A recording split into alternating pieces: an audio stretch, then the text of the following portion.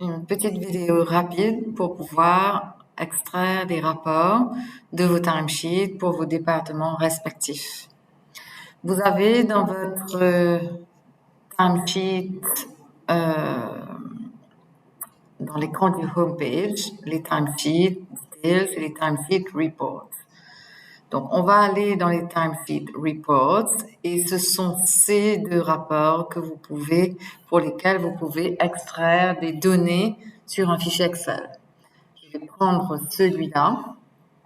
Je vais venir insérer des dates from to. Donc, peut-être c'était quand j'ai des données sur cette base pour le mois de septembre, je pense. Donc, 1er septembre au 30 septembre et je fais Search. Donc, le display des données se fait là. Je clique sur ce bouton ici pour extraire mes données. Je vais faire TS September 24. Save. OK, j'ouvre ici. J'ai ce rapport, donc je vais le nettoyer. Les deux premières colonnes n'ont pas lieu d'être. Je vais les effacer avec ce Delete Column. Ensuite, je me mets sur le cell A1. Ensuite, pour sélectionner le tableau entier, je clique sur Shift, je laisse mon doigt dessus.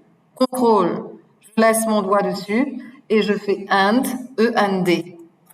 Et ça sélectionne le tout.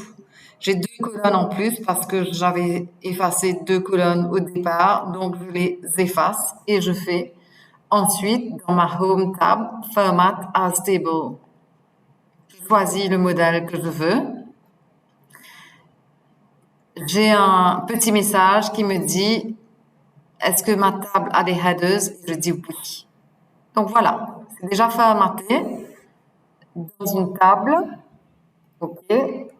Ces colonnes request et description of request. En fait, si vous aviez le module job, vous auriez eu des data ici, mais vous ne l'avez pas. Donc, je vais les effacer parce que ce sera vide n'importe comment. Donc voilà. Une fois que j'ai créé mes données dans un tableau, vous allez avoir ce table design là. Vous allez dans la page, dans l'onglet Insert, Pivot Table. Vous faites Table 1, New Worksheet, OK, et c'est bon. Et voilà l'écran dans un nouveau worksheet que vous allez avoir. Donc, si j'ai besoin de savoir pour ma compagnie, alors je vais vérifier quels sont les total hours to bill. Voilà, total hours to bill. Donc, je vais mettre total hours to bill ici. Dans le plus simple tableau, les données des hours to bill. Maintenant, si je veux savoir qui c'est qui a travaillé dessus, je vais drag and drop le employee name et je mets juste en dessous ici, sous le company name. Ah, ben voilà ceux qui ont travaillé dessous. Si je veux avoir une différente vue, je vais dans le design et je fais report layout et je dis show in outline form.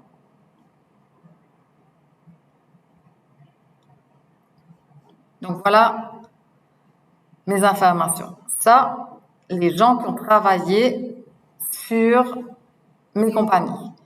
Est-ce que je peux savoir quel type de service ou de catégorie? Oui, je vais aussi procéder de la même manière que j'avais mis pour les employés.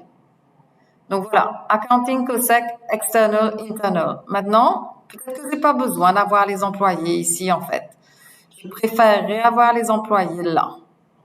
Et là, je peux venir filtrer qui c'est qui a travaillé sur les tableaux. Mais là, donc il suffit de bouger où est-ce qu'on veut avoir les informations.